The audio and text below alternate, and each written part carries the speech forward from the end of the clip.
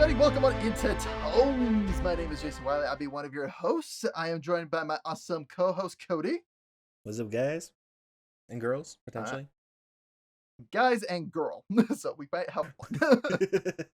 might.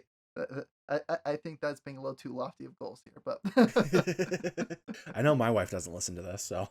I know mine doesn't either, so so we got one. It's someone we don't know. Let us know in the comments below.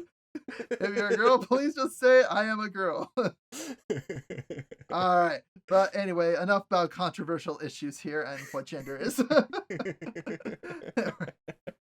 I'm not gonna We're go already- there. we're already just keep off going. to- Keep going. We're up to a great start here. All right. So real quick, we will be covering some fantasy news this week. Cody, do you have anything you want to talk about? Biggest thing is Tears of the Kingdom comes out May 12th. It's just about 2 weeks away. Woo! So I'm very, very excited for that. Oh, me too. I've actually been playing through Breath of the Wild this week, and I was just like, oh Nice. yeah, I need to brush up on my Zelda skills on the Switch. I figure it's gonna have a tutorial island, Sky Island, but I'm gonna enjoy relearning with that, so I don't get into the habit of Breath of the Wild, and then have Yeah. to change things for the new system. That's the only Yeah. reason I haven't been. Yeah, but for me, I'm coming from Mario, so it's Mario to Zelda. Fair I enough. can't do backflips and spin. I mean, Instead, sing and smacking it and then flying across the map. all you have to do is drop a bomb, time it perfectly, and Dude, like, okay, I see these things on TikTok all the time of just like these guys are like, okay, Breath of the Wild, if it was an anime, and they like do all these crazy crap. I'm just like, bro, I'm So- lucky to do one of those things. the fun thing is, people actually do those things in the game. They're all I hacks that people know! have done, or not hacks, but yeah. Like I was like, that's a whole nother skill set that I do not have or aspire to have. I appreciate it though. Breath of the Wild speedruns are awesome. They're so much fun to Oh watch. yeah. Cause I was just like, dude, you are the master of cheese. You are the mouse. Yup. But- Okay, so I do have quite a bit of a list yes, for go ahead. All you. news. So actually, Dune has actually released some of the promotional pictures for Part 2 that's coming out here in November. Let's go. Also coming out in November is the Hunger Games prequel. I want to say it's the Ballad of... I can't remember the name of the I'm But yeah, the it's the Ballad of prequel to Fire Hunger and Night. No. book. I was going to say Fire and Ice is like, oh wait, no, that's a song Fire and Ice, and that's Game of Thrones. Songbirds and Snakes. Songbirds and Snakes. Okay. But yeah, it's the Hunger Game prequel that comes out November 17th of this year. Star Wars Jedi Survivor came out this week, and it's already getting the cyberpunk kind of treatment. Yeah, I've heard some really bad things that happened with that. This is the one thing, is all these game developers are like, okay, we gotta max out the engines, we gotta max everything out. I'm sorry, not everybody has a maxed out engine, not everybody has a maxed out freaking graphics card or computer to play this on. You gotta make sure it's playable for the general public. Well, so I saw a thing. A guy was running a 4070 graphics card. Yeah, and he had was struggling. 30 frames a second. It Frames was the per best he second, could yeah. do. Yeah, I That- saw that too. Yeah. So if you are wanting to buy it, I'm gonna say hold off and wait till they do the fixes. So buy it in maybe 2 to 3 months. Yeah, it's unfortunate. Which, and again, I know everybody just like holds the game developers like, oh, it needs to be ready on release day. I was like, well, you guys badgered them enough where they're like, fine, here, and you guys Yeah. and everybody gets upset. So it's finding that balance. Is like, okay, we need to have a good, well-developed game, but the fans can't be like haters. They can't Yeah. be demanding it and then go, this is why it sucks. You guys need to spend more time on it. They're like, we tried. You freaking, we're gonna knock in our doors if we didn't. Yep. And see, that's where I'm in two different boats at the same exact time. One of them is release it when it's done. Like so once it's done, then release it. The other side of it is if it's not ready yet, but you want to test things, then release it as a beta or even an alpha. I love Star Citizen. I love Escape from Tarkov. One of those is a beta. The other one's an alpha. I Oh love those games. I am more than happy to go through yeah. the bugginess of it. Yeah, and But it's because that's I know great what to reporting. expect. If it comes out and says it's a finished game and then you fall through the world division, it's not so great. Yeah, or like Cyberpunk. Which Yeah. actually, okay, so I got Cyberpunk 2077 day one it came out. I didn't have that many issues with it. Like, don't get me wrong, I was a little slow in the load up, but again, I really don't have that many problems. But apparently, everybody was just like, "It sucks." I'm like, "This is like Cyberpunk Skyrim. I'm good with this." Yeah. Yeah. But anyway, so yeah, just maybe wait a couple more months for Star Jedi Survivor to iron out those bugs, and I think it should be good to go. League of Legends mid-season invitational is coming up soon, which Yeah. is It's gonna be really fun exciting. to watch. Yep, Do you have a favorite team? dude. Again, I I've know been it's been out a of the long league for time so since we long. actually watched anything, and For me, again, I know for me and you, we had at least I know our three favorite teams at the time was like Counter Logic, Cloud9, and TSM. I know those were like top three, which actually it's sad. I believe TSM is actually closing down. really, Yeah, like I think it's been a while since they won any type of championship. So I think they've been struggling financially, so they're having to close oh doors. dang, Same with I want to say Team Liquid, but don't hold me accountable to that yet because I don't know. I yeah, know there's a couple like pro teams are having to close its doors, but for right now, Cloud9 is still in there, still doing good. So they're in the midseason invitationals for the North America okay, team. So of course they got cheer Team oh yeah, America, but again I don't know. Dude, it's been forever, and I'm sure like SKT Telecom is still in the yeah. game, Okay, so I just pulled them but all up. which I don't see why not. Yeah. So I just pulled up these ones. There is T1, the T1 Korea, PSG Talon Pacific. Okay. I'm G2 Esports Europe. Okay, for the Europe team G2 was one of the teams I was at least familiar with. Okay. Istanbul Wildcats Turkey. Evil Geniuses NA. Interesting. So North America. Initials Oh, LCS. okay. Order Oceania. Mm-hmm. Royal Never Give Up China. Oh, Royals. Okay, I remember them. Because oddly, 7 years ago when me and Alec did the one where we went to Mandalay Bay Oh and yeah. watched it. Because yeah, that was to do their midseason invitationals. Like that was for the spring finals. We watched that game to again, yeah, I believe it was these invitationals. I went to China, and that was one. I think that was the team that won that Okay. one. But again, that was back in Yeah. 2016. And then there's Red Canids from Brazil. Detonation Focus Me from Japan. Okay, might be time for the Japan. Do it. Saigon Buffalo, Vietnam. Team A's from Latin America. Mm-hmm. So those are the ones in this open, in the invitational for the mid-season Okay. invitational. Mm-hmm. Those are the ones in there right now. But that's just for one region, I think. Yeah, but Not sure. Yeah, but I know there's others. yeah. So that's our little esports segment on that. And I think the last thing I have in news is again Critical Role going to launch their own tabletop RPG, which I'm kind of excited about because I know like the whole OGL incident has left a lot of bad taste in a lot of D&D players' mouths. So happy Yeah. a lot more people are trying to make their own and kind of create a more competitive marketplace where it's not like Wizards of the Coast can go, all right, we can do microtransactions. Yep. So I really like that Critical Role is like, we're going to come with our own D20 system. And because, again, for all I know, that could be more focused on role play. So that might be something more up my alley. So, and I know Pathfinder I think that was like definitely more like the dungeon diver approach. Yeah.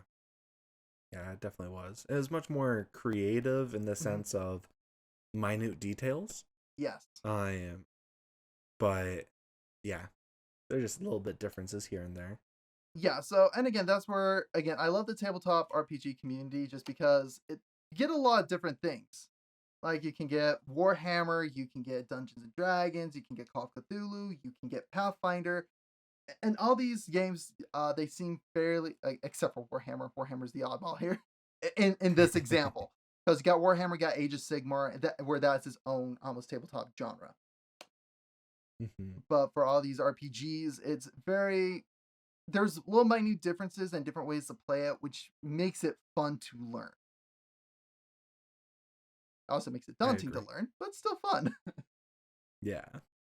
Which actually, I got most of my Blood Angel army painted. I Nice. just have the tank left. I have all my All soldiers right. painted. Just the tank is left. That's like, I think a week ago. Okay.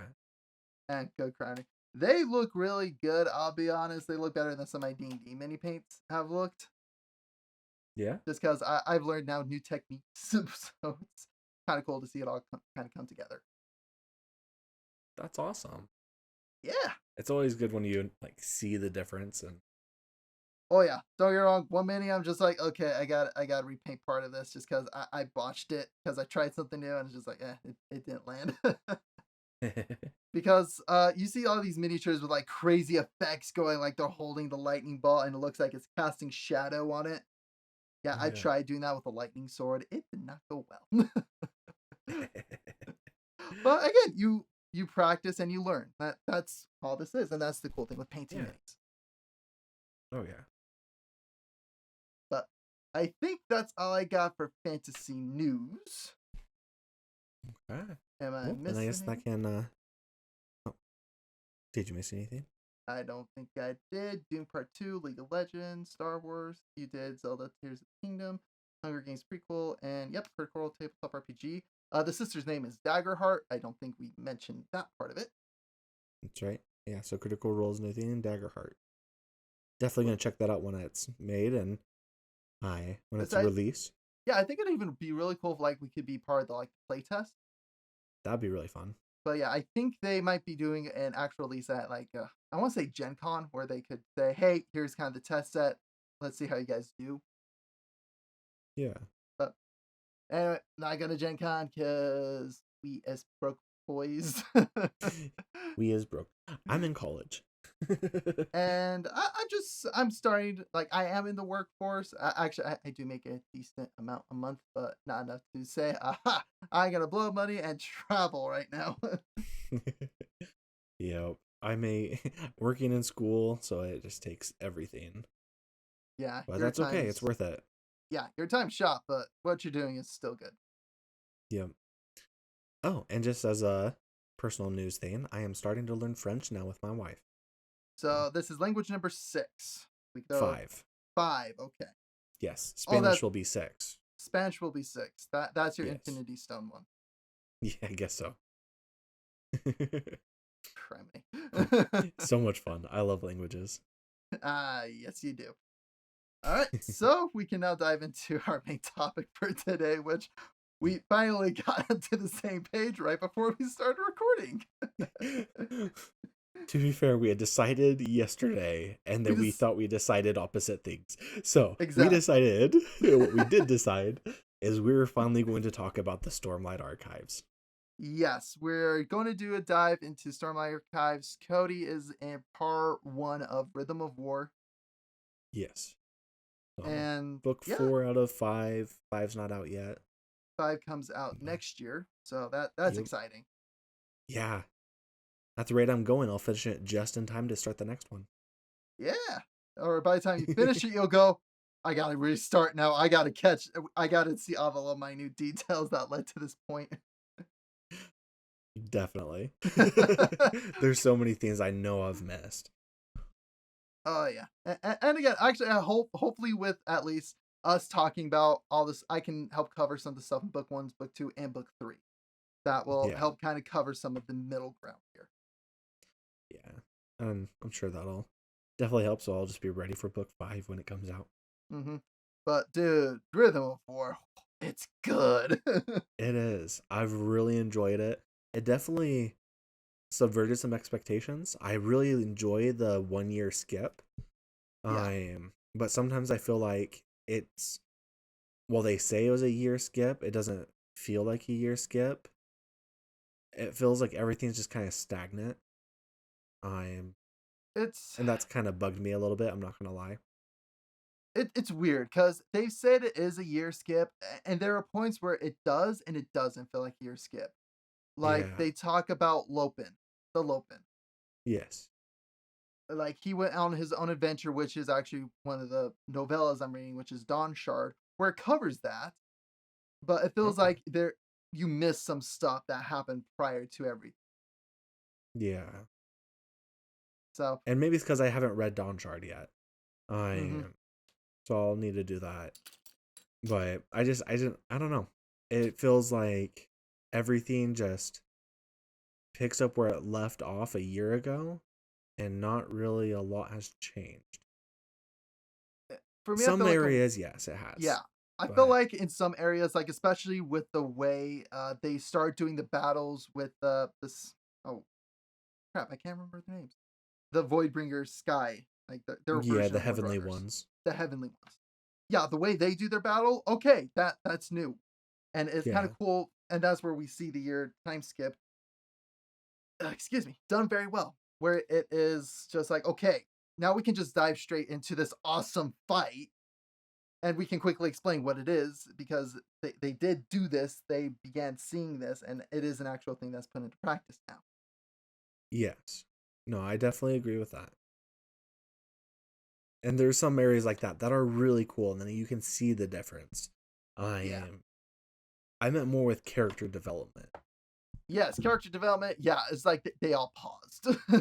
Yeah, and that's where it's hard for me. So I understand that you want to be there for all the major events on things. I am, but at the same time, I don't know. A year is is a long time for characters to not really develop, especially with Yeah, how fast they developed before this. yeah, yeah. No, I agree. I say, but then there are also times where I don't know about you, but I've had weeks that stretch onto years that are like, did I really do anything? And I can definitely see that. I can definitely, but like, there's definitely that point in things. I am. but So, again, where they're at in the world itself, where a war is literally on the horizon, it's basically started. yeah. Oh, There's yeah. been a war going on, so yeah, there needs to be a little bit more character development, especially with the Knights Radiance, considering the entire thing with the Knights Radiance is taking on O's and character development. Yeah. So You, I see where you're coming from, and yeah, I agree. that's pretty much my only gripe. It's right at the forefront, so I had to get it out. Oh yeah, no, and I agree, and especially oh my gosh. Okay, have you gotten to the Bentley chapters yet? I got to one Venli chapter. Okay, I like enjoy it. okay, I'm not was it gonna in lie. present or past? I'm mostly present. Okay, the present one's not too bad. It's the past ones that you're just like, skip, skip, skip. It Okay, that makes makes sense. you want to skip. Okay. But but no, the modern time stuff with Bentley, that one, honestly, they can be fun. They can be interesting. It's when you Yeah. do her flashbacks. Those are the ones that go, why? Yeah. I guess All right. I we'll think see at that. this point now we're going to get into some of the spoilers. Yeah. All Well, why don't we go back to right. book one? Let's start with book one, Okay. The Way of Let's Kings. Wave Kings. I know that was actually probably one of the longest books Sanderson spent writing just because it went through so many different iterations and different drafts. Yeah, But it's still so well done. it is. I It's just, uh, even going back and re-listening to it, I'm like, oh my gosh, this is so good. This is great writing. It is. And one of the things I really enjoy is the slow burn from it all. Mm-hmm. So, Oh for yeah. instance, we get introduced at the very start to the heralds. Like, Yes. instantly. All 10 of the, well, 9 of the heralds, and references the 10th. And it's this really cool, epic moment. And then it's like sad at the same time.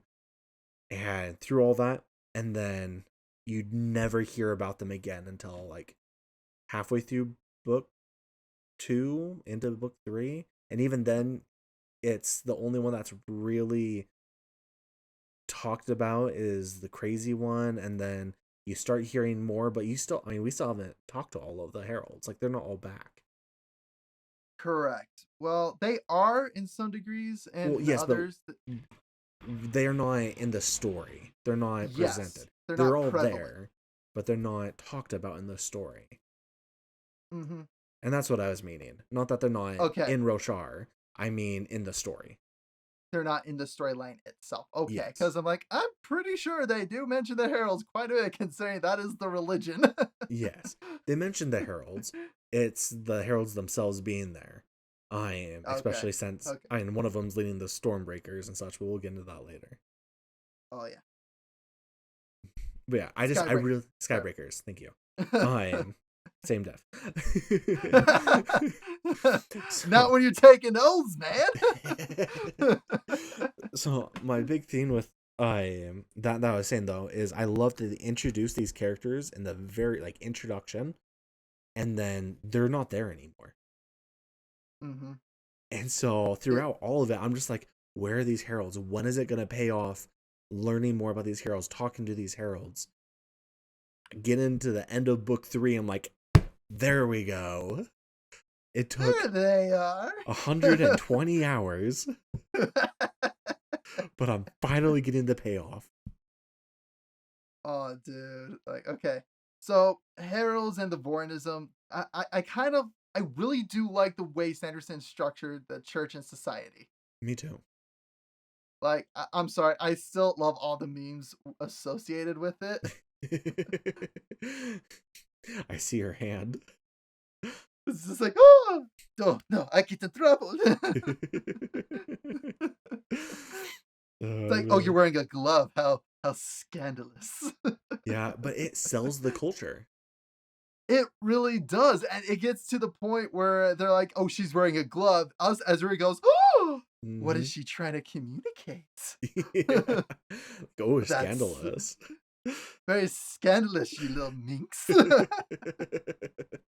Okay, wait, okay. So I love just about every single character in Stormlight Archives to one degree or another, Yeah. including Shallan. Shallan has grown on me. See, But my go ahead. absolute favorite female character is Dalinar's wife. Oh yeah.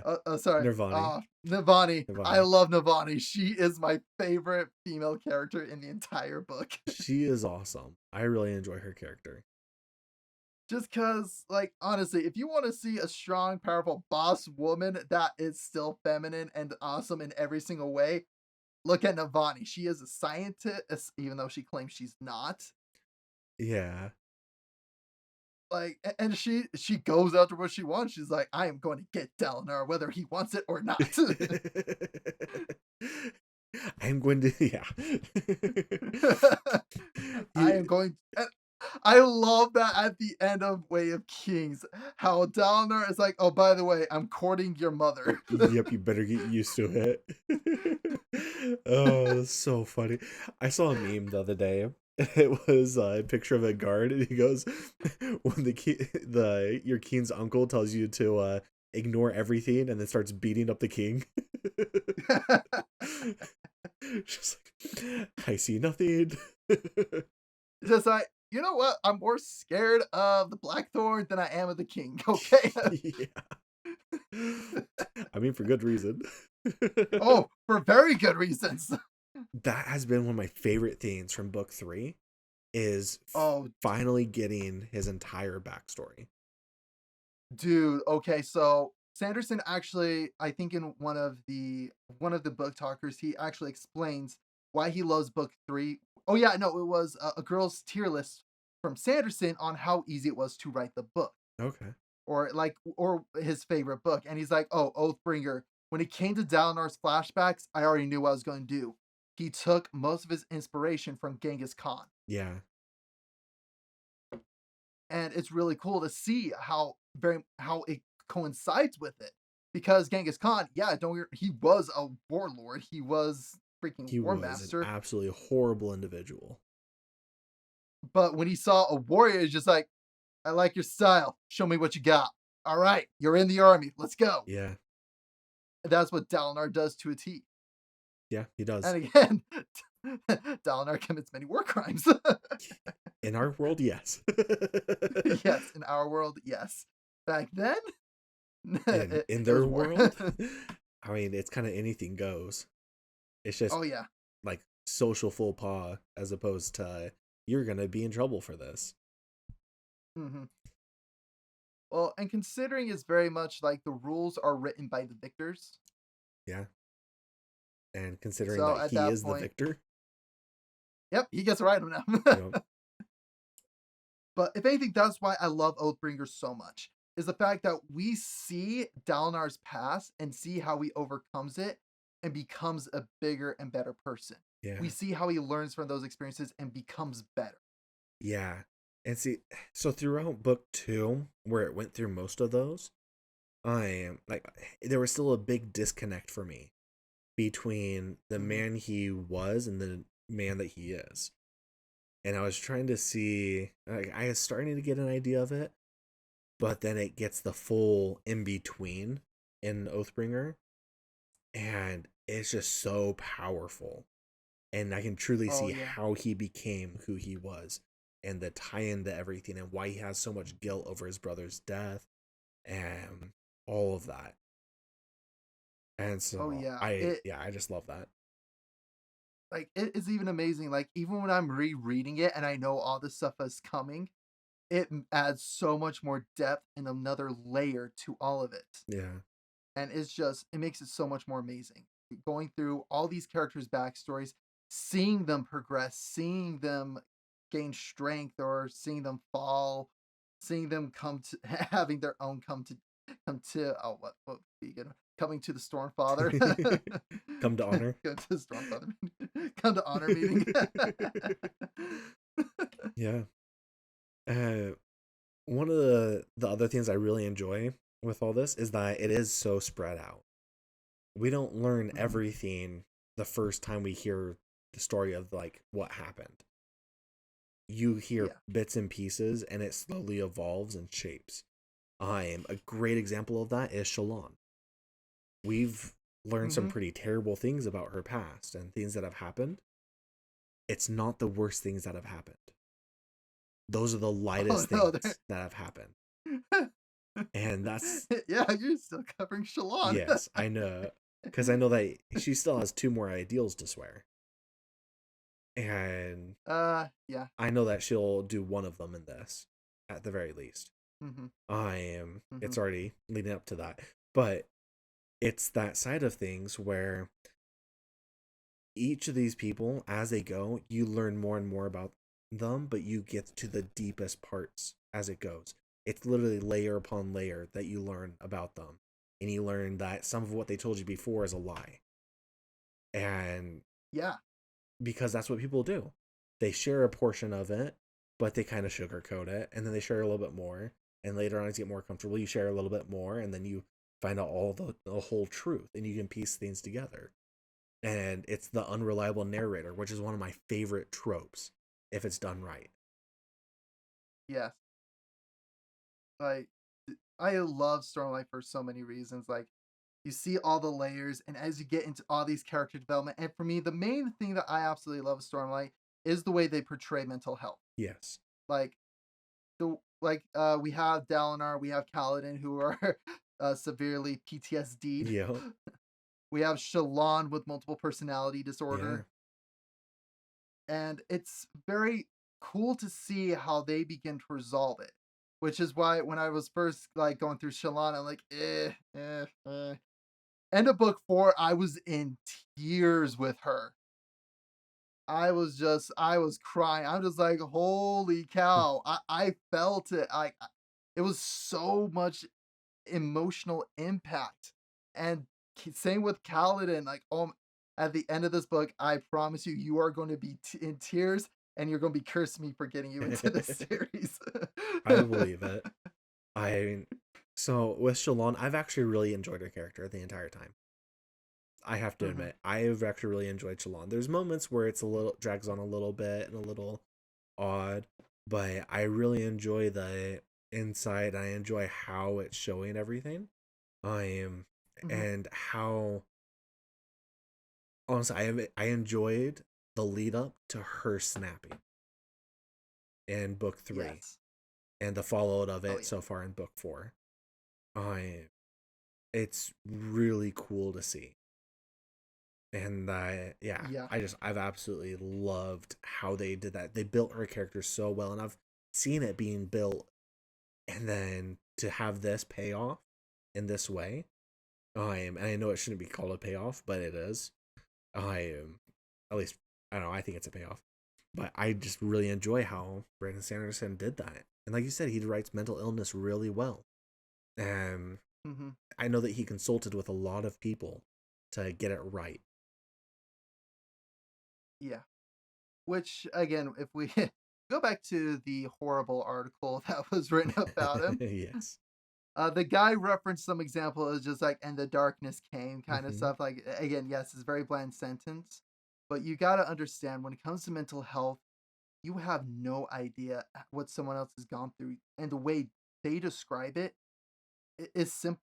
That's the best way they can describe it. Because I know when I was going through my bouts of depression, because again, this is why I latched on to Stormlight so much, was because I really connected with Kaladin, what he was going through, especially in this book, where he does feel isolated. He feels alone. He feels like he does not want to go. Like, he goes back to his apartment in the city, and he's just like, the darkness is slowly overtaking me. It's overcoming. Yeah.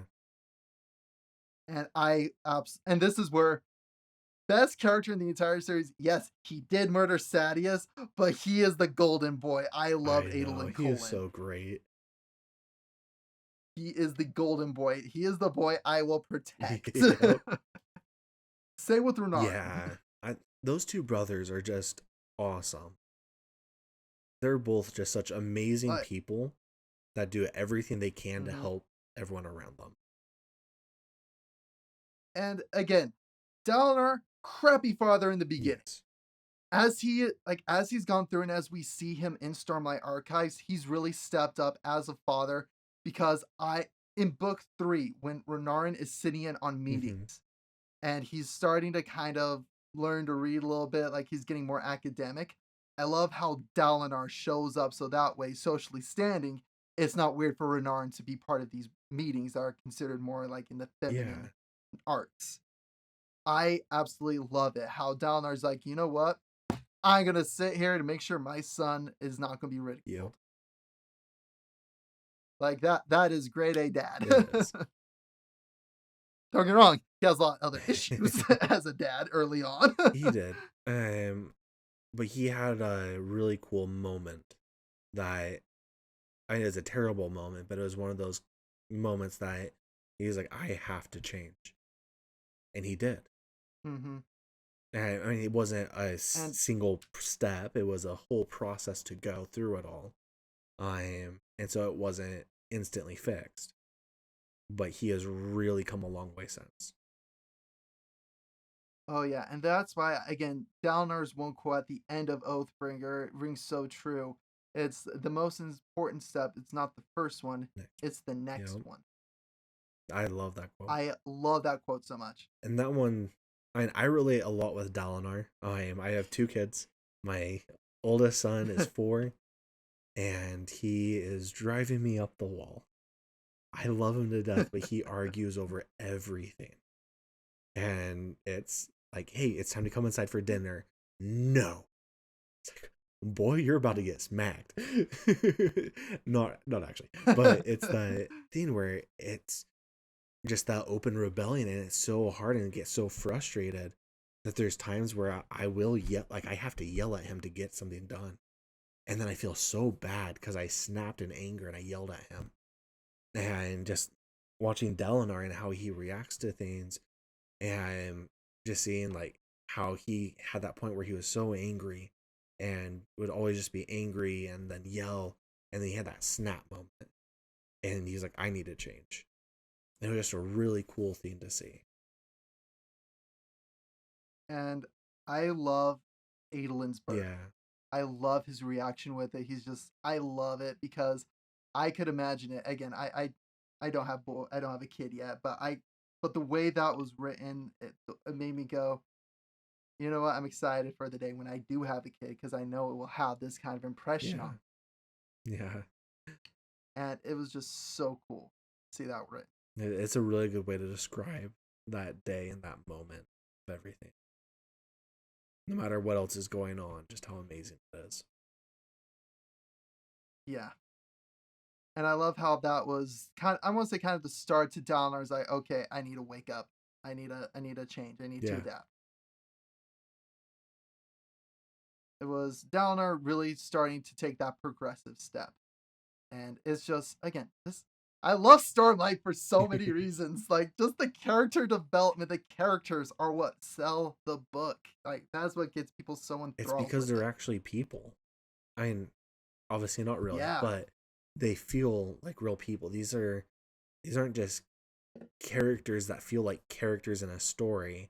They feel like people living out these events.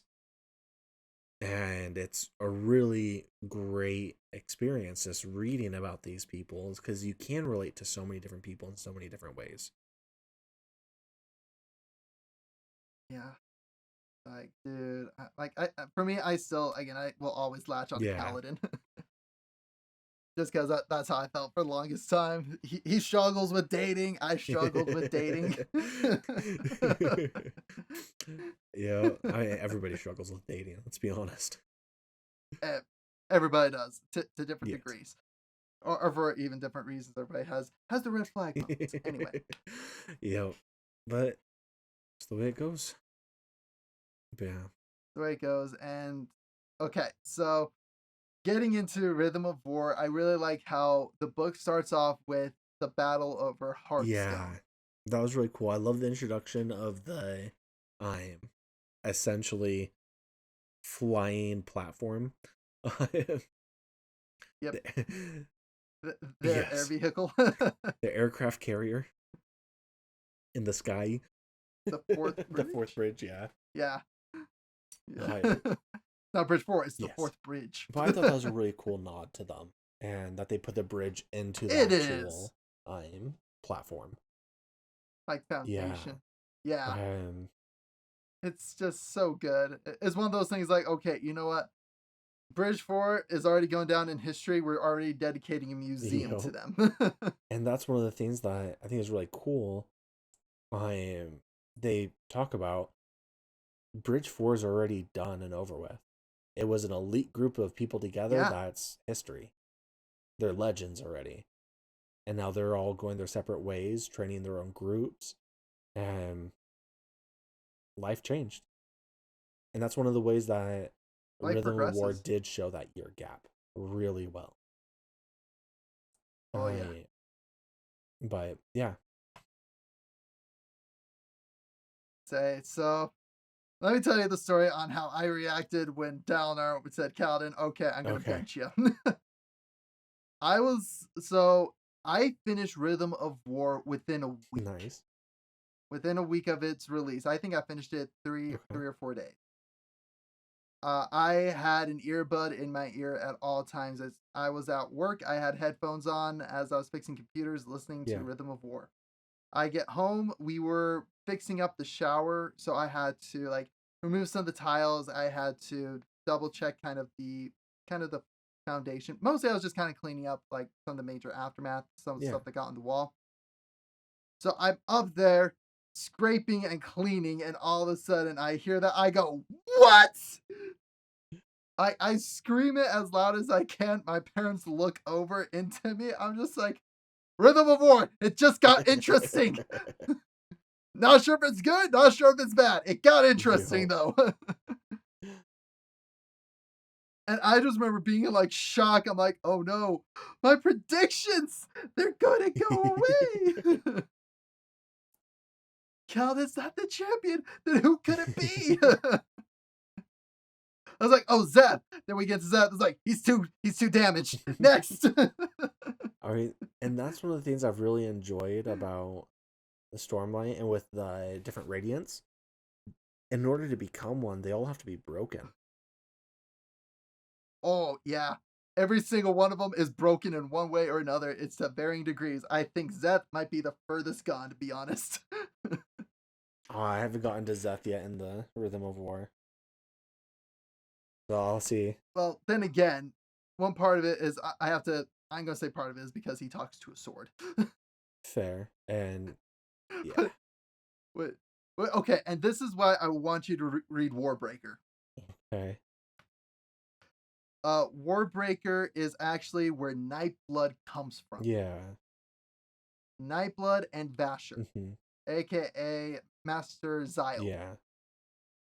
And the girl that they met, the captain of the Wall Guard, she's the other character. Her name's Vivenna. Okay. Which is why when the three are in Shadesmar doing the kata that Zyle taught Kaladin, Adolin, and Vivenna. Yep. It's kind of a cool nod to go, yeah, they're all trained by the sword by the same guy. Yup. I noticed that. And I was like, okay. And they all just like, Zyle? Yep. Yep. Yep. Tell him hi for me, okay? Like, and for me, that's the one thing I love with it, because this is where I say it does. I think this does better than the MCU. Is it's more kind of a normal nod to somebody else within the universe. Yeah. Like Zyle's a great one. I love Master Zyle. I love him as Basher in Warbreaker. He's just an interesting character, and actually, you'll actually see the magic system from Warbreaker used against Kaladin. Oh, cool. By Master Zyle. Go figure. Figure to be more training. Not just because, okay, I know where you're at, Kaladin's just like, okay, what the heck am I going to do? Yeah. So, naturally, I think you're actually coming up on this chapter pretty quickly. He's going to go, you know what? I'm thinking I might be like one of the sword masters, the Ardents, maybe. Let me see here. You know, let me go talk to Zyle. Let me get his opinion on all of it. No, it makes sense. I mean, that's a good spot for him to do training. But yeah, it'd be. But again, I love Zyle's kind of takeaway and explanation to Kaladin. Like it's really cool. Oh, don't really. Like again, I love Kaladin's arc. It's so good in this book. It makes you go, oh Kaladin. They go, oh Kaladin, no Kaladin. Yeah, oh Kaladin. I'll get there eventually. I know. I'm just explaining my reactions in Rhythm of War. But again, action is really cool because as you re-listen to Oathbreaker and again all the other books, one thing that I miss because I had no idea what the heck it was doing, but at the end of Oathbringer, Moash is sent to kill someone. Yeah. Yeah, he kills one of the heralds. He kills the king of the herald. Yeah. Yeah. Which Dalinar was apparently friends with. Yeah. They were drinking buddies. Yep. So, and I loved that little tie, and you're like, oh, crap baskets. I didn't really understand kind of what happened when that first happened. Okay. I was like, okay, he killed this crazy guy. But as I've gone back through, re-listened to all 4 books, I'm like, oh. Yeah, I got that it was the King of the Heralds the first time through, but yeah, it's just sad. It's really cool showing the Parshendi, the way that the Parshendi are, or the singers. They don't assassinate. None of them. They're not willing to. They'll have people assassinated, but they're not going to do it themselves. Because they have that tie to honor still. And they don't realize it. I honestly don't think they realize it, but they still have that strong tie to honor. I think it's gonna come into play pretty heavily after the spoilers you already gave me.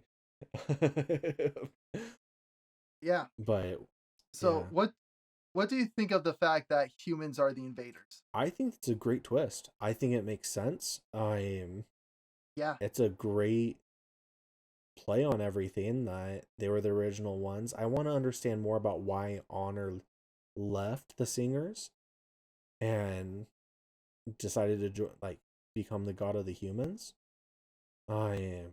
Because that doesn't make too much sense to me. I mean, it just feels because they feel And abandoned by him, and yeah. I'm just curious why that is. Like why he left them, basically. Yeah, and I don't think there is a solid answer to that yet. Okay. I'm hoping we get that solid answer in book 5. Yeah, me too. Like I said, it's slow payoff. You learn little things here and there, and then they get the full reveal as they go. We may not actually know until the second series. Which, okay, dude, and this is one thing I just love with the Cosmere. And again, this is again why I also say when he can try to get into Mistborn as well, is because I love the way he progresses his magic systems into more of a Yes. science. Like you're already beginning to see that in Stormlight Archives, like with the Mm-hmm. Fabrials,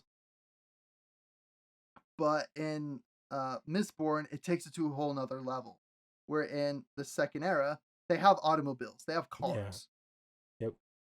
and halfway through, they find out, oh, there's a way to make an airship, Okay.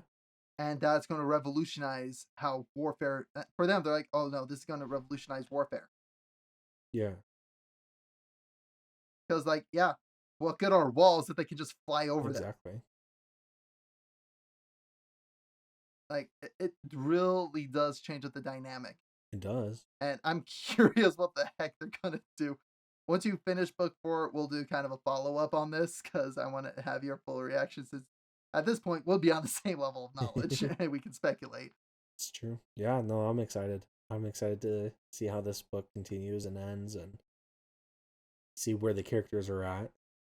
Alright. Just like again, so here's kind of my journey with Okay. Shalon, and I honestly I believe it's because I'm not the biggest fan of the narrator in the audiobook. I think that's what a majority of my annoyance is with Shalon is because of the Okay. narrator. I can see that. Because when I start looking at Shalon on paper, I'm like, oh yeah, she's actually really cool. She goes through a lot of Mm-hmm. struggle. But every single time I hear the female narrator come on, I'm like, That's fair. I For me, I just get used to narrators, and so I'm able to kind of just look past them. Because I actually had a hard time with both the male and female narrators to begin with. okay, I'm I'm okay. used to oh my gosh, what's his name? Nick Bodell, Nick yeah. Bodell, Nick Bodell is yeah, by far he is my awesome. favorite voice actor that I have ever heard. I am He just does so many different voices I in take so many offense to ways. that. I love you so much. I'm and I'm sorry, but he's just on a whole nother level than anyone else that I've I heard. get it. I get it. I am, with few exceptions. So Matt Mercer is up there for me. He does such a phenomenal job. And then personal favorite is I am Willingham. Travis Willingham. Oh yeah, voice act like for voice actors. Oh yeah, they're top notch. But if you're looking But at audiobook audiobook narrators, narrators, Nick Bodell definitely is, yeah. Nick Podell. It's like, Nick Podell is solid top along with, oh my gosh, where is he? Uh, Mark Thompson. Mark yeah, Thompson, awesome and amazing narrator. I can definitely see that. He does all the Star Wars Yeah. audiobooks. Like I love sorry, his voice in my mind always matches Okay. Luke's. Like his voice timbre, it fits Luke so well, just as much as actual Mark Hamill. Which Mark Hamill, gotta give major props. Like, dude, top one of the best voice actors Yeah, in the he's phenomenal industry. too. And there's some really great ones, but for the books and all that, just Yeah, specifically for audiobook Nick narration, Bodell. definitely Nick Podell, Mark Thompson are like Yeah. in my top 3. And so going from him to these two, I was Yeah. struggling a little bit at first, and it was hard, but then after a while, I'm able to feel the characters and just get used to it, and then it didn't bother me as much. So I can see how you would say that about why it was so hard, such a struggle. But I think that's why it wasn't for me. And for me, it's very much like the male narrator. He grew on me and I think one part of it is because I'm a guy. I know how a guy narration could sound, and he does a great job. Kate Redding's, I don't, and this is where honestly, when it comes to audiobook narrators, men have an edge, and I'll explain it. Because women can't go deep when it comes to their voice, voice ability. Men can actually go high. They can go pretty high. They can go really high. They have a better range capability because they can go deep and then they can bring it up higher. In fact, actually, there was one guy in Japan who voice acts both women and men. Okay. Like, that is an insane skill to have. Like, actually, earlier, oh yeah, okay, so yesterday on our way home from Megan's interview, she got a new job. Anyway, I began doing like this super high squeaky voice. Just for fun, and I was able to actually stay in it for a pretty long time. And she's like, "I can't even go that high." I'm just like, but this kind of hurts for me. Like, I should not do this for long periods of time. Yeah, see, the process is I start by taking this rock and I hit myself in the, and then I can talk like this.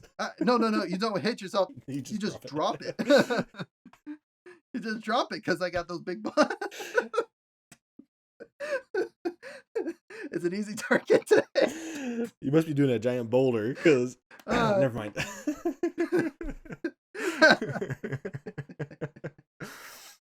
Oh man. Anyways, so back to the book. It's easy, low hanging fruit. All right. Anyway, back to Stormlight Archives, our inappropriateness. I love actually their cursing. I love Storm It. Like, I love Storm It so Storm much. You. Yeah, I enjoy those. I enjoy how they do the swearing, and it definitely feels natural, and it feels like it's part of the world. Like, the only other book series that I think does it pretty well, where it sounds kind of natural, is actually Wheel of Time, where they slowly turned it into an art form, which I think is funny. But once they began going that far off the reservation, it began getting weird. Because their main curse one is actually Blood and Ashes. Blood and Ashes it feels good coming off the tongue for a curse. Okay. Just because Matt, he goes, bloody ashes, come on. It's funny. Like, it rolls off the tongue. Same with like storm you. Like, it makes sense, especially with the way the world is and everything's like freaking storms. Yeah, and the Stormfather, and so it makes complete sense why that would be the swears and why. So yeah, I enjoy it. Okay, so what do you think of the magic system in Stormlight?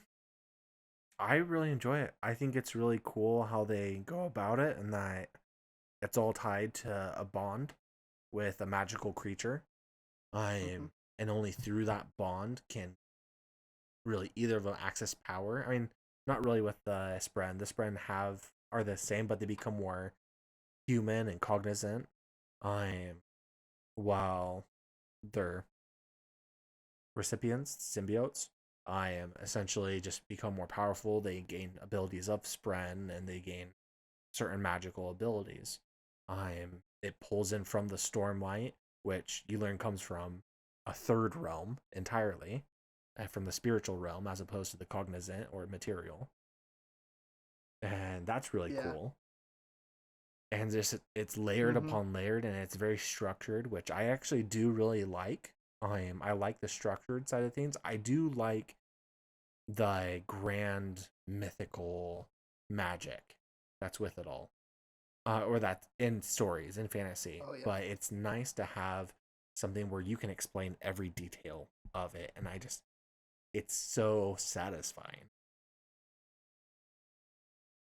Oh, absolutely. And actually, as I've been going through, again, I've said this before. I'm trying to make a Cosmere video, like a quick explainer, because again, they use a lot of big words or just words that are more particular to the Cosmere itself, like such as investiture. Oh Mm-hmm. crap! What was one of the big ones?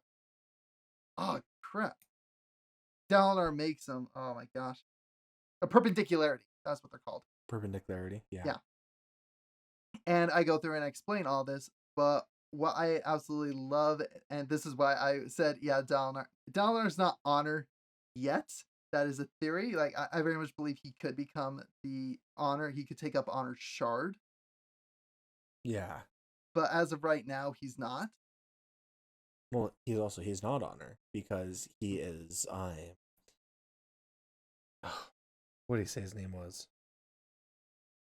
I am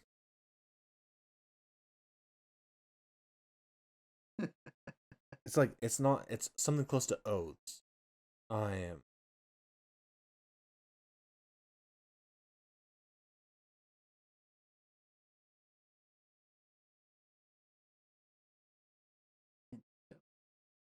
I will cut this I'm part. pulling it up. I'm going to find.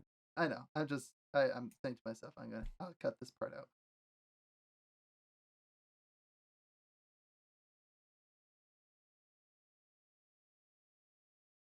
I am Justice.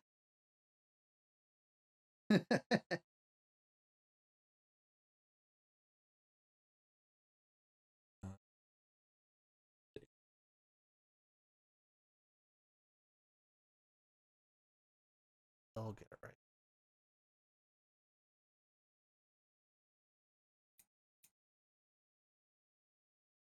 No, I don't want to.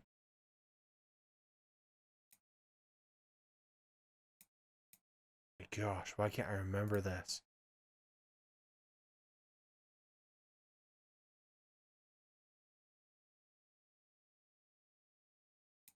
Biography with Kings. Words of Radiant. Oathbringer.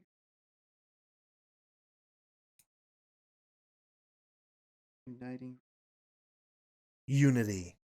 unity. I am unity. Unite them. Ooh. That's what it Okay. is. Because he's essentially my theory with this. I figured it is just pretty obvious from this. I am that he is becoming the deity. He's becoming the new god. And each one has their own. He's not just replacing honor as honor, he is unity. That is his deity name. Okay. And so that's, yeah. And I'll tell you how on the mark you might be with that. So in Mistborn, I won't Mm-hmm. go into too much details on I'm trying to do everything I can to remain spoiler free, but originally it's two shards. One Yeah. is a preservation, and the other one is ruin. Those are the two shards conflicting with each other, as much as honor and odium are conflicting in the Rosharan system. Mm-hmm. Towards the end, the hero of Mistborn takes both shards of preservation and ruin and becomes harmony. So Who I does? think you're definitely on the mark with unity, with Dalinar becoming unity.